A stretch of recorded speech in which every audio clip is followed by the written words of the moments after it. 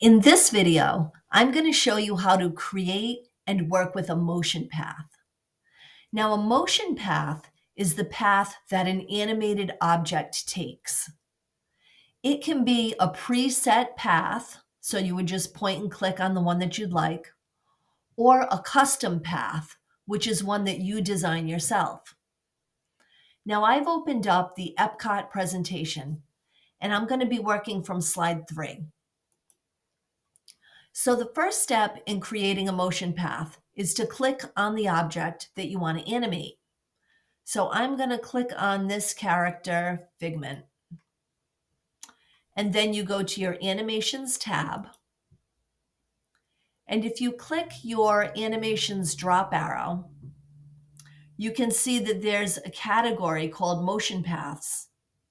And there are a couple of popular ones in that group. If you want to see more motion paths, there's a button that says More Motion Paths. So if you click on that, that opens up this Change Motion Path window. And if you scroll down, there's a whole bunch of them in there.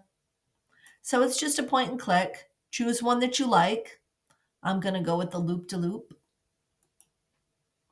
When you click on it, it gives you a little preview of what it'll look like. And if you click OK, you can see an outline of the motion path.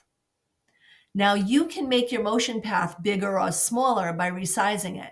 So if I grab this sizing handle and drag it out, I can make it really big, and then I can preview it.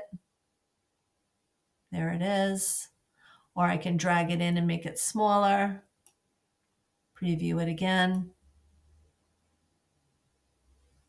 Okay, and when my motion path is selected, I have effect options. And the effect options that I have available to me depend on which motion path I selected. So, it's just a point and click to choose whichever one you want. I do want to point out the locked and unlocked options. Now, to me, they're counterintuitive, meaning that they don't make sense. To me, I think they should be backwards. An unlocked path is the one that's selected by default. And that just means that the path is connected to your object. So if I move my object, I'm moving the motion path too. Okay, but if I choose if I choose locked, now they're separated. So if I move my picture, my motion path stays put. That's the difference between a locked and an unlocked motion path. My other options, edit points. So if I click on that, it gives me some points around my motion path that I can click and drag to just modify them a little bit.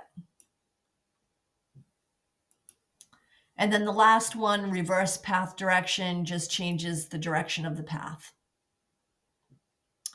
Okay, so I am going to delete this motion path and show you how to build a custom.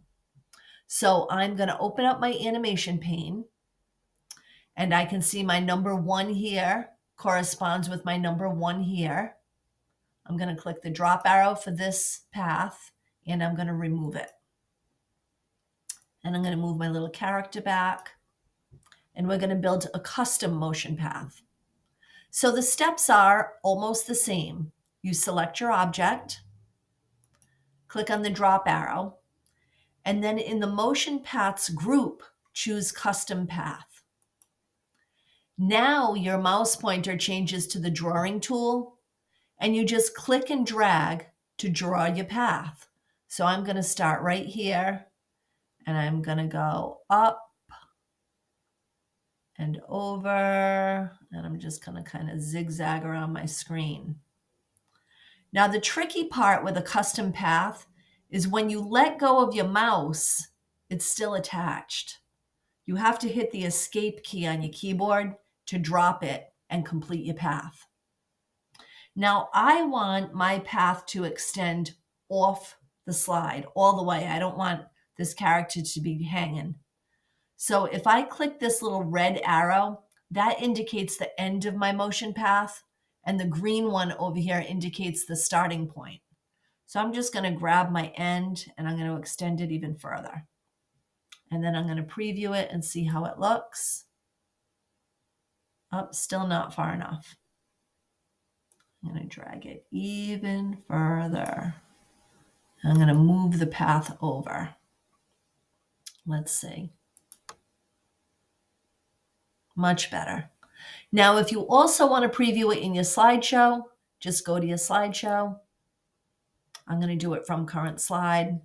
And when I click my mouse, there he goes. So that is motion paths.